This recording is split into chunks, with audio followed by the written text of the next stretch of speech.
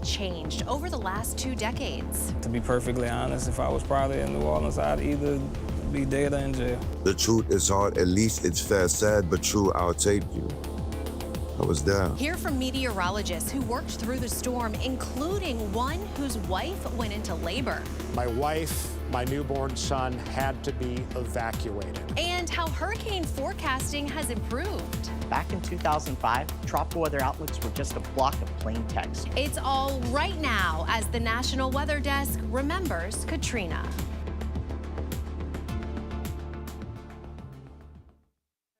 I'm meteorologist Eileen Whalen. Well, 20 years ago, Hurricane Katrina made landfall along the Gulf Coast. What followed in Louisiana, Mississippi, and Alabama would be one of the worst natural disasters in our nation's history. This morning, we'll revisit those terrible days and see how things have changed all these years later. We start this morning with meteorologist Emily Gracie with a look at how Hurricane Katrina grew into a monster storm. Katrina was born just 6 days earlier as a tropical depression over the Bahamas. 2 days later, it made its first landfall as a Category 1 hurricane over southeast Florida. The brief interaction with land caused minor weakening, but it didn't last long. It's a term we've heard many times in recent years, but it was unfamiliar at the time. Rapid intensification. That's exactly what happened when it hit the warm, open waters of the Gulf of Mexico. It soon became a rare Category 5 hurricane with winds reaching 175 miles per hour. By the time it reached the Louisiana and Mississippi coasts, it had weakened to a Cat 3. But the storm surge was still massive and the impact devastating. 80% of New Orleans flooded after the levee system failed. Highways and roads collapsed, stranding tens of thousands of people. The lower Ninth Ward was especially hard hit. The hurricane-force winds blew out windows in downtown buildings and significantly damaged the Superdome, which is serving as an emergency shelter. Mississippi also suffered serious damage. A storm surge of nearly 28 feet was measured at Pass Christian. The storm and its remnants brought rain, winds, and a few tornadoes along a path all the way to Canada. 20 years later, it is still one of the deadliest hurricanes in American history. Here's a look at Katrina by the numbers. Newly revised numbers show nearly 1,400 deaths are blamed on the hurricane. The Coast Guard rescued more than 33,000 people just in New Orleans. The storm surge reached 28 feet along the Mississippi coast. Peak winds hit 175 miles per hour. That came while it was a Category 5 over the Gulf. And Katrina caused $125 billion in damage. That's in 2005 dollars. When adjusted for inflation, it's still the costliest hurricane in U.S. history. An estimated 1.5 million people evacuated due to Katrina. Many returned to find nothing left of their homes, and tens of thousands decided it would be best to continue their lives elsewhere. Jade Lawson introduces us to two people who left everything behind and moved to Maryland and Virginia. We just didn't know where to go or what to do. We were lost. In the early hours of August 29, 2005, Hurricane Katrina made landfall in Louisiana. I remember the night of the storm, that morning of the storm. I remember going to the window, looking out the window, and the only thing I could hear was dogs and cats crying. I couldn't believe that it was so dark out there, like everything was just black. It was like a nightmare, that's what it was. The storm was calm and it did pass. Yeah. And we started rejoicing and being happy and cleaning our houses and sweeping out the water, cleaning up the debris. And then all of a sudden, the levee broke. We knew that the water was coming, and the water was coming fast. I remember we came here to Maryland and we met so many people that wanted to help us. I literally came here with a pair of shorts, some underwear, and a couple shirts. That was it. Realizing that you can't go back, nothing that you had is there. The catastrophic damage, too much for the government to handle. 80% of New Orleans submerged underwater. The city was damaged, decayed, and over 1 million people displaced. While their roots were washed away after the storm, Rose Davis and Robert Simmons plant new ones. It has been a good thing for me to grow mentally, grow professionally. I work in IT. I would have never done that. To be perfectly honest, if I was probably in New Orleans, I'd either be dead or in jail. And that's the sad reality of it. I have made a life here, and it's a better life. Since I've been here, I have 18 years clean and sober from crack cocaine. You know, my whole life has turned around. I never want to forget where I came from. I'm just grateful that I had the opportunity to change my life around in the midst of a storm. Well, meteorologist John Gumbs' Katrina story is truly unique. Now chief in Cincinnati, John was a morning meteorologist at a New Orleans television station in 2005. He opens up about how his memories of those days are so vivid and why he's still thankful, even now. Hurricane Katrina was a life-changing storm for me and my family. As Katrina came off the Florida coast, the model data had shifted dramatically. And every single piece of data that I looked at that morning and into the afternoon continued to paint a worst-case scenario for the city of New Orleans. I mean, we have a lot of concerns with this storm, Eric, and I was sad. I was extremely upset myself, but I had a job to do, and I did that job. But at the same time, I was transparent with my feelings. I was transparent about the feeling of dread, the feeling of doom that I had. It's a big storm, Eric. It's getting bigger. And I tried to put myself in the viewer's shoes. You know, what would they be feeling? What would they be thinking?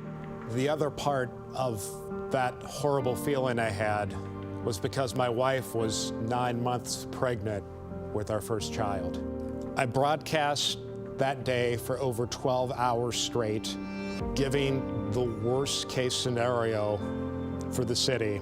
This message that I received from my wife would change everything. She told me that she was in labor and she was having a friend take her to the hospital. My son was born. Connor Jacob Gum came into the world just over 24 hours before Hurricane Katrina would make landfall. It wasn't long after that, though, that reality would set in. My wife, my newborn son had to be evacuated. And just 16 hours later, we made that call to evacuate. I changed my first diaper in the back of an SUV. The next morning, we made it to my sister-in-law's home in Nashville, Tennessee, and it really didn't hit me until I saw the pictures of the flooding. Places that I drove by every day, going to and from work, were under 15 feet of water. Here's the front view of the house. A couple of weeks later, we were able to go back down and examine the damage at our home. And we were lucky. The storm surge had stopped a few blocks south of our house, but I'll never forget that smell. I'll never forget the damage that I saw driving back to our home. The place was unrecognizable, especially where the storm surge had flattened buildings. I think as a meteorologist, you often think about situations like this. You ask yourself what you would do, how you would handle it. But in the situation, when you get there, you just don't know until you're there. And I think that was the case with me. Well, coming up on the National Weather Desk, we'll look at what's changed in New Orleans since Katrina struck the Big Easy. And we'll look at a new documentary on the tragedy that tells the story of Katrina through the eyes of its victims. And we have so much more content on Hurricane Katrina on our YouTube channel. Just head over to your YouTube page and search for Hurricane Katrina playlist.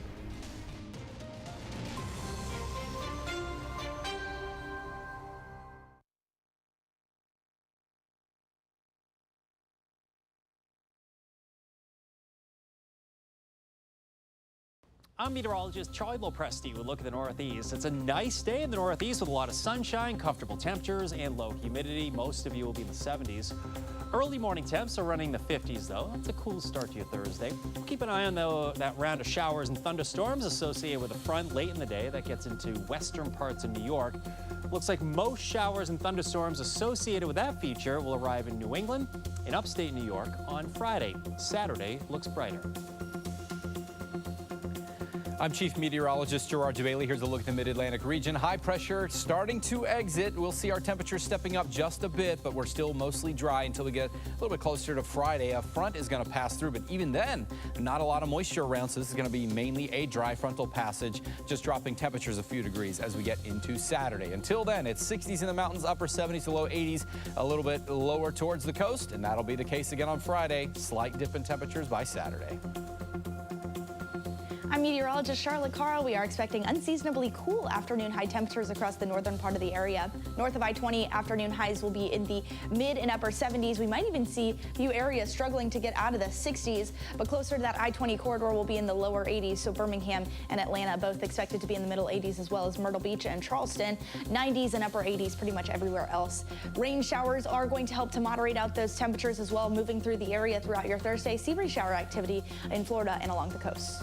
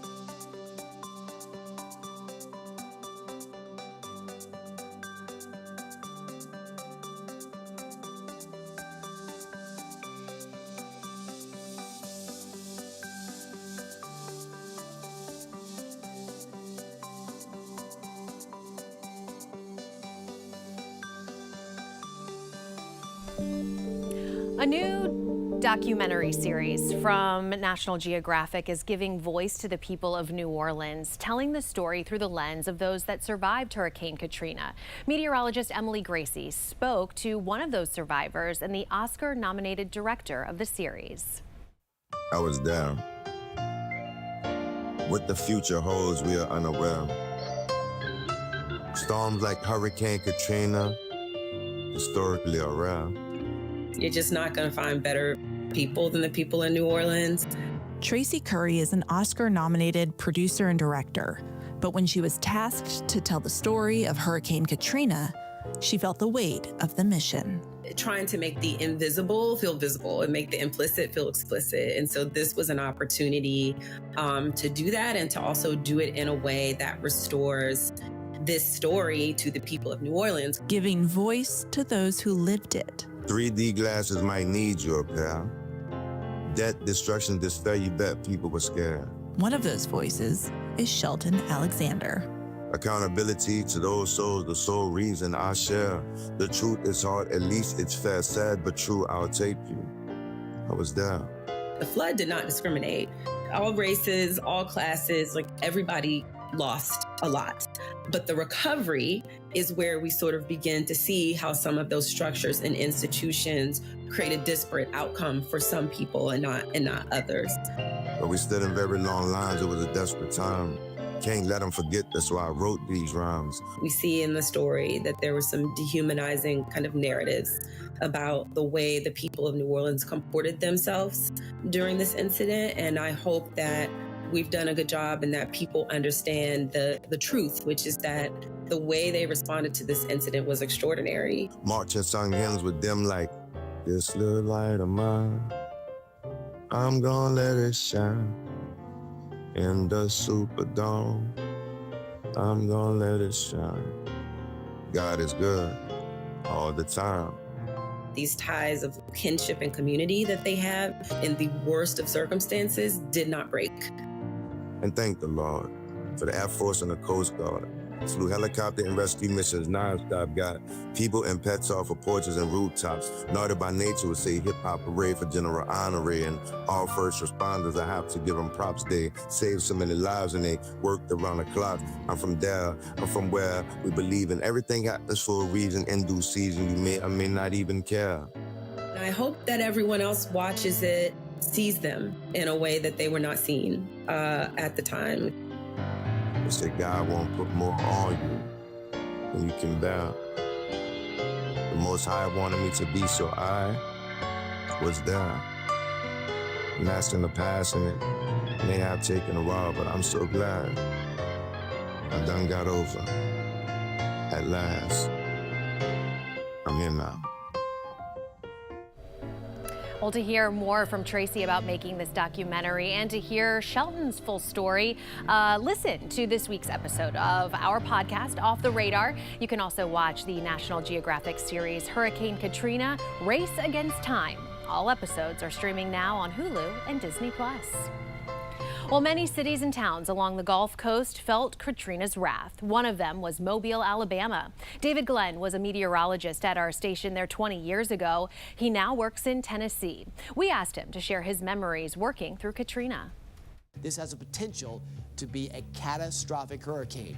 This is how strong this storm is, and wherever it hits, in Louisiana, Mississippi, even close to us, it is going to have devastating effects and far-reaching effects. It was a storm I'll never forget. Mobile County alone, Bayou-La-Battery, those areas along the coastline, the big shipping areas and fishing areas were inundated. The storm surge was devastating in those areas.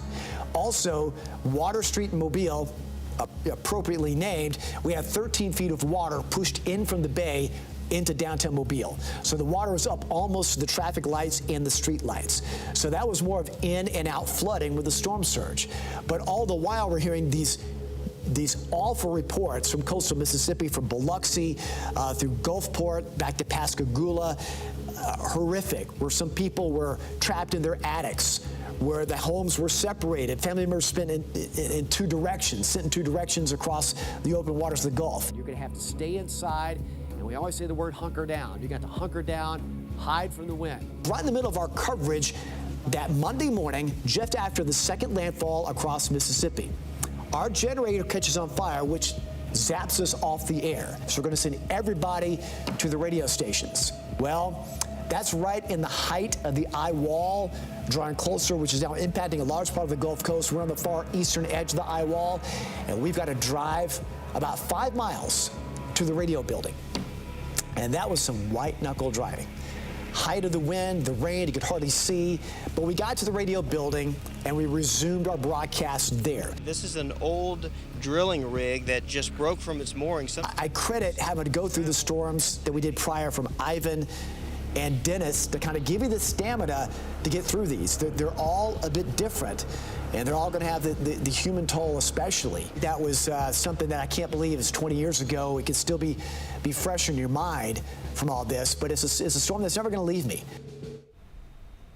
Well, while the impact is still being felt along the entire Gulf Coast, most cities and communities have recovered, and that includes New Orleans, where resiliency efforts continue today. Here's meteorologist Cheriston Clark with more.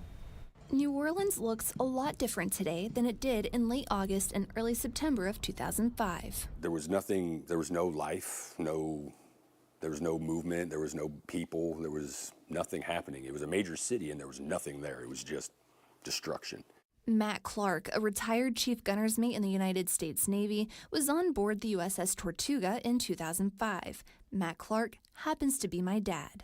His ship and fellow crew members were deployed to Louisiana following Hurricane Katrina's landfall. We were kind of just trying to prepare for a little bit of everything. My dad and the rest of his team were tasked with helping the Coast Guard the first morning they were there. Once they finished up, they went back up the Mississippi River to start helping those who stayed behind. So the first people we found, they just wanted to leave. They'd been there long enough. We're talking, I think, 4 or 5 days now after the storm, so they'd had enough. And we just started walking the neighborhood, we started walking the 9th Ward, and then we just ran into people. And as we ran into people, we just offered help. Over the last 2 decades, they've been able to make improvements. A critical one, a new power station that came online just last month. This will help power the city's pumps, which has always been an issue. And it's a massive pumping system, 30 pump stations, It has the equivalent capacity of pumping the Ohio River in the opposite direction. It's going to be a game changer for us as far as being able to really power that drainage system through anything. There's also been added protection to the area, a 2-mile surge barrier. But they can close that wall and it protects us up to 28 feet of storm surge. And improvements to the levee system. All these changes and improvements, so hopefully the area will never have to experience that level of devastation again. As we go to break, a look at New Orleans today, a rebuilt city that is as vibrant as ever.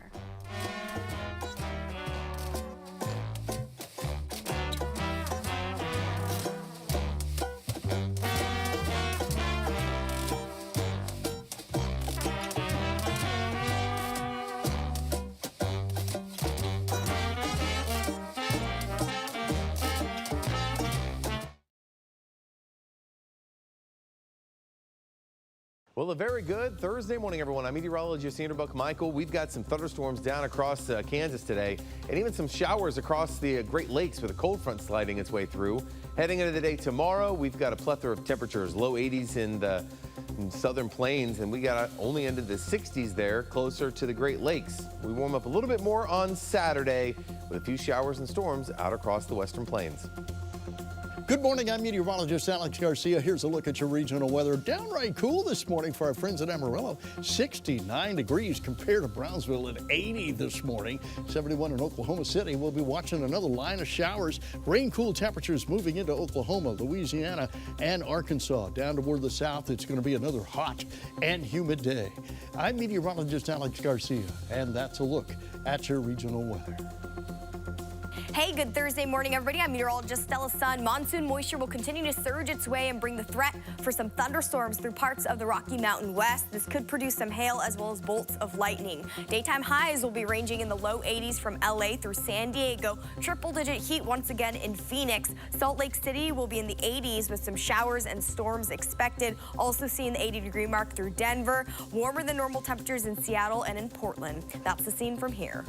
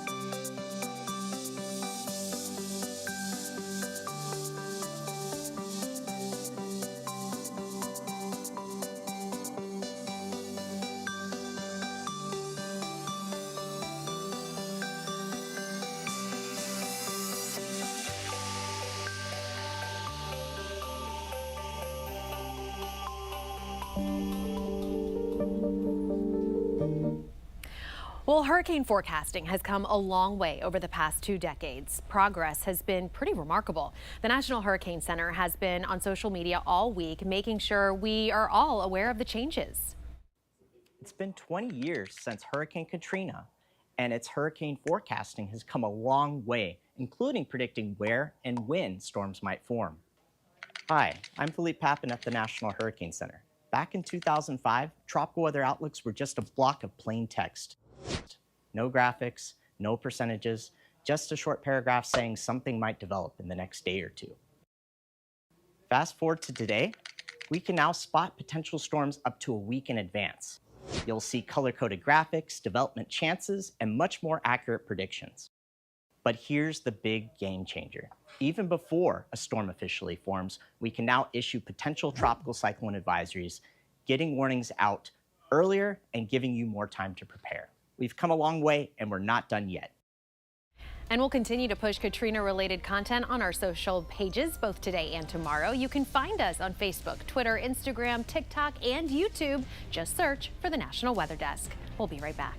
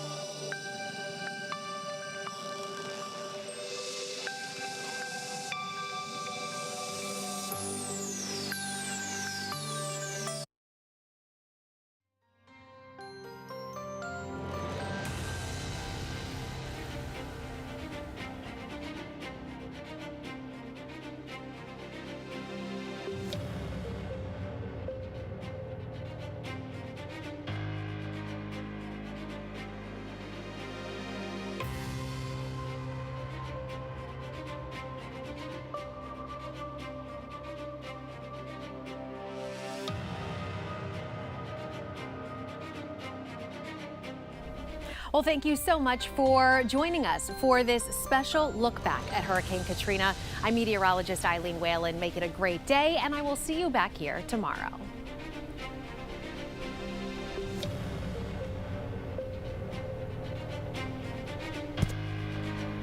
Bye.